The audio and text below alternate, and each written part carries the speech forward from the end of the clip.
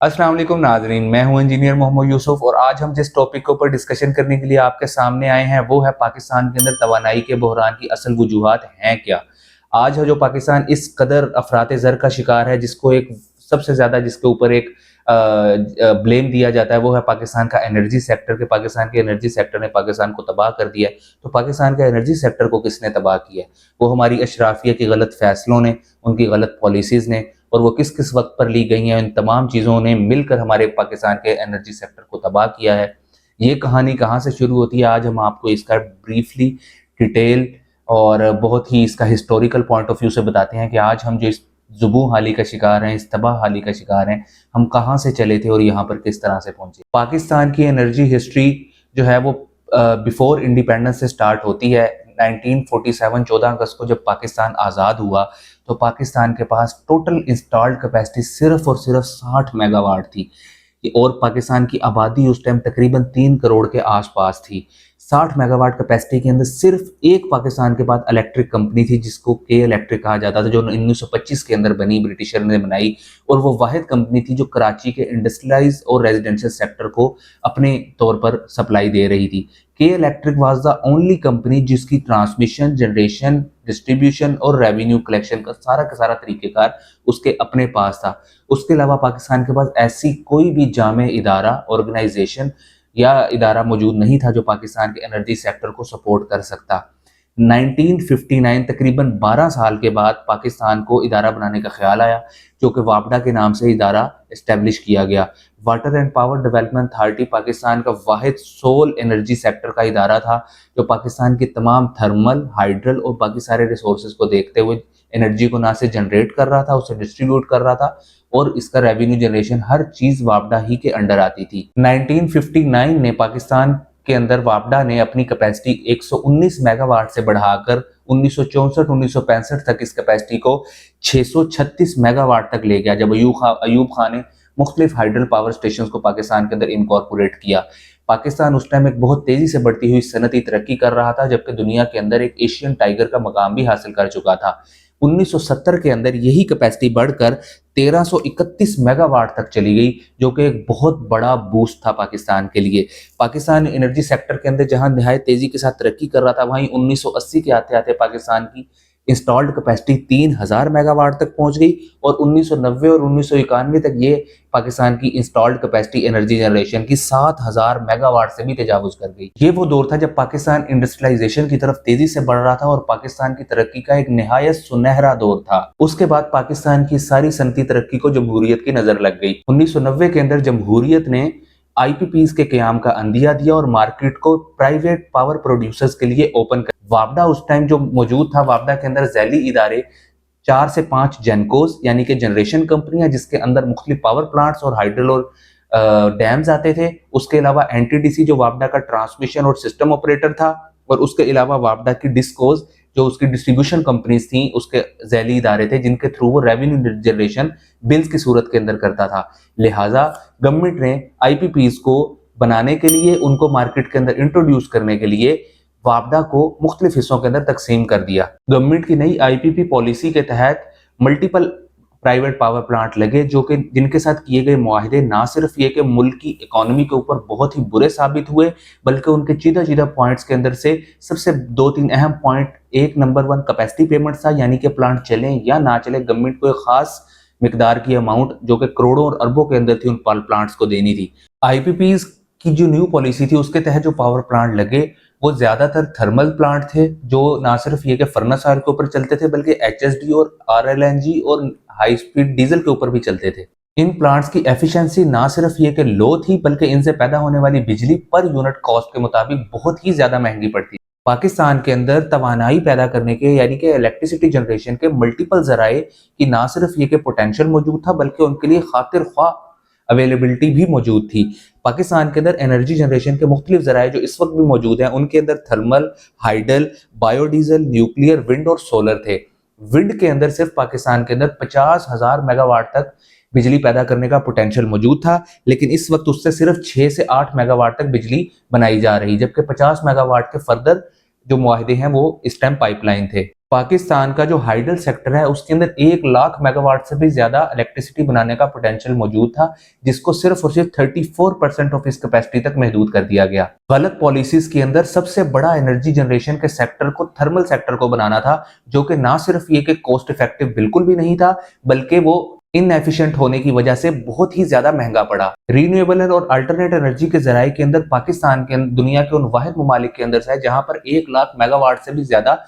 Solar से energy produce करने की अहलियत थी, लेकिन गवर्नमेंट ने सोलर के शोबे को बिल्कुल भी तवज्जो ना दी और 2017 से 18 तक पाकिस्तान के अंदर सोलर के शोबे के अंदर खातिर ख्वाह किसी भी किस्म की डेवलपमेंट ना हो सके। इस वक्त पाकिस्तान की इंस्टॉल्ड कैपेसिटी 42,000 मेगावाट से लेके 50,000 मेगावाट के दरमियान है, जबकि पाकिस्तान की जरूरत 70,000 मेगावाट तक है। पाकिस्तान तवानाई के शोबे के अंदर ना सिर्फ ये कि लैग कर रहा है, बल्कि अपनी इनएफिशिएंट और अनकंसिस्टेंट पॉलिसीज की वजह से बहुत ही ज्यादा नुकसान उठाना पड़ा। पाकिस्तान के आईपीपी सेक्टर की नाकामी की सबसे बड़ी वजह यह थी कि वापडा सिर्फ और सिर्फ सोल बायर था उन तमाम पावर प्लांट्स के थ्रू जो एनर्जी पैदा करते थे, यानी कि कोई भी तवानाई पैदा करने वाली कंपनी या इलेक्ट्रिसिटी जनरेशन का कोई भी पावर प्लांट जो भी एनर्जी बनाता था वो सिर्फ और सिर्फ वापडा को ही सेल करता था, सीपीपीए के through, central power purchase agency, जो इनके दरमियान एक मुआहिदा करवाती थी, जो उनके क्लाइंट बायर्स के और खरीदने वाले दोनों के इंटरेस्ट को मद्देनजर रखते हुए एक खास मुआहदे के ऊपर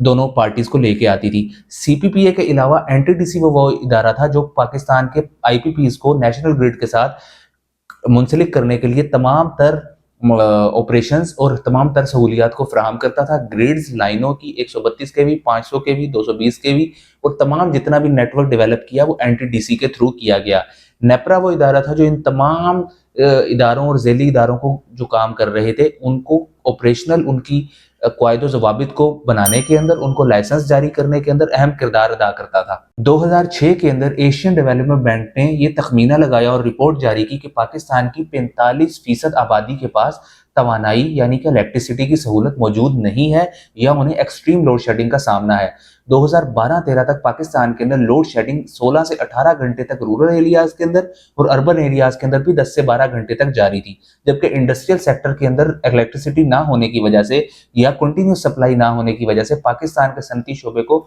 बेतहाशा नुकसान पहुंचा। 2017-2018 के अंदर गवर्नमेंट ने सोलर की पॉलिसी को लाने का यानी कि नेट मीटरिंग पॉलिसी को लाने का एहतमाम किया और उसके लिए AEDB alternative energy development board के नाम से एक इदारा कायम किया गया ताकि पाकिस्तान के अंदर नेट मीटरिंग का बाकायदा तौर पे आगाज हो सके। लेकिन लोगों को अवेयरनेस देते देते इसके अंदर भी 2 से 3 साल लग गए कि नेट मीटरिंग किस तरह से काम करती है और आप किस तरह से नेशनल ग्रिड को एक खास अमाउंट के अंदर इलेक्ट्रिसिटी सप्लाई कर सकते हैं और अपने यूनिट्स को, अपने बिल को ना सिर्फ जीरो कर सकते हैं बल्कि नेगेटिव के अंदर भी ले जा सकते हैं। 2021 के बाद एनर्जी शोबे के अंदर सोलर बहुत तेजी के साथ इनकॉर्पोरेट हुआ और स्पेशली कोरोना के बाद जब पाकिस्तान के अंदर एनर्जी बहरान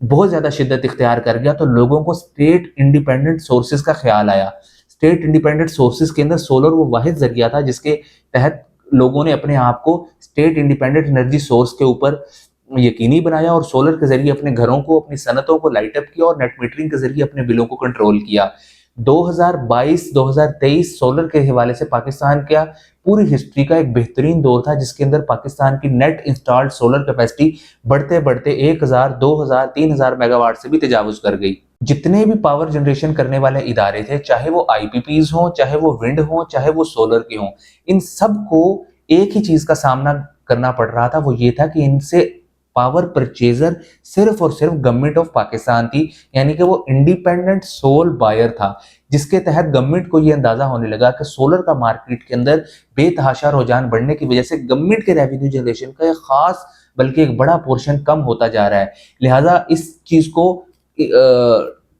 टैकल करने के लिए गवर्नमेंट ने सोलर के ऊपर मुख्तलिफ तरह के टैक्सेस लगाने शुरू कर दिए। 2017-2018 में नेट मीटरिंग पॉलिसी आने के बाद लोगों को स्टेट इंडिपेंडेंट एनर्जी सोर्सेज का ख्याल आया और बहुत तेजी के साथ ग्रीन मीटर्स के थ्रू लोगों ने अपने एनर्जी क्राइसिस को कंट्रोल किया। सोलर ने लोगों को ना सिर्फ ये कि नॉन स्टॉप एनर्जी की फ्राहमी दी बल्कि उनके बिल्स के अंदर भी खातिर ख्वाह कमी हुई। लेकिन इसके बदौलत एक और चीज जो बहुत ज्यादा मंजर आम पर आई वो गवर्नमेंट के रेवेन्यू जनरेशन के अंदर कमी होना वाकया थी। गवर्नमेंट क्योंकि एक सोल बायर है तमाम हर तरह के आईपीपीज का, विंड का और सोलर का भी जो भी यूनिट है वो गवर्नमेंट इटसेल्फ अकेला खरीदता है। इसकी वजह से गवर्नमेंट को इसकी पॉलिसी बनाने के अंदर मुश्किलात का सामना करना पड़ रहा था। और दूसरा, आईपीपी से खरीदे जाने वाले महंगे यूनिट को गवर्नमेंट को सस्ता या सब्सिडी देकर लोगों को फराहम करना पड़ता है, जिसकी वजह से गवर्नमेंट की तमाम पॉलिसीज के ऊपर बेतहाशा तनकीद हुई। इन सारी तनकीद और इन मसाइल से नबरदज़मा होने के लिए और इनका हल निकालने के लिए गवर्नमेंट ने हिस्टोरिकल डिसीजन लिया, जो 30 अप्रैल 2025 को नेपरा ने 2 लेटर्स की सूरत के अंदर अपनी वेबसाइट के ऊपर इशू किया। गवर्नमेंट ने ISMO के नाम से एक नए इदारे का क़याम अमल में लेके आई।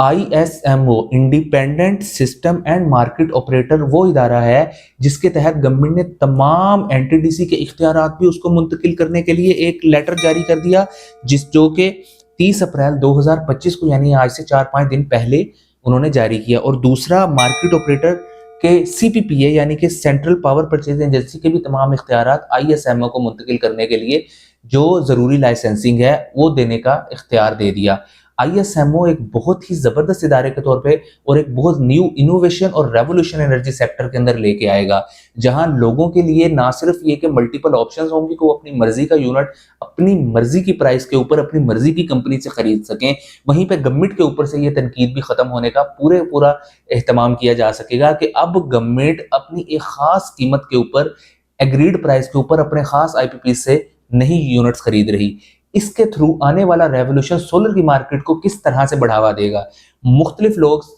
जो भी पावर प्रोड्यूसर्स हैं उनके लिए सबसे सस्ता पावर सेटअप सोलर का ही लगता है, चाहे वो 1 मेगावाट, 2 मेगावाट, 10, 50, 100 जो भी हो। सोलर के मेगावाट का पावर प्रोडक्शन पावर प्लांट दूसरे किसी भी कन्वेंशनल पावर प्रोड्यूसर से सस्ता लगता है और निहायत ही तेज रफ्तारी के साथ लगता है, और इसके अंदर मेंटेनेंस कॉस्ट भी कम से कम आती है। लिहाजा सोलर के सेक्टर को ISMO के थ्रू ये बढ़ावा मिलेगा कि मुख्तलिफ छोटे छोटे मेगावाट के पावर प्लांट सोलर के लगेंगे और वो ISMO के अंदर इनकॉर्पोरेट होंगे और वो सबसे सस्ता यूनिट होगा जो लोगों को अवेलेबल होगा और वो अपनी मर्जी की प्राइस के ऊपर ISMO से खरीद सकेंगे। ISMO यानी कि independent system and market operator की वेबसाइट के ऊपर तमाम डिस्कोज का डाटा हर वक्त अवेलेबल होता है कि यानी कि पर डे के हिसाब से कौन सी डिस्ट्रीब्यूशन कंपनी लेस्को, मैपको, हेस्को और कौन सी डिस्ट्रीब्यूशन कंपनी की कितनी रिक्वायरमेंट है, वो कितनी बिजली पैदा कर रही है और कितनी सिस्टम के अंदर दे रही है और कितना रेवेन्यू जनरेट कर रही है, ये सारे का सारा डाटा ISMO की वेबसाइट के ऊपर अवेलेबल है।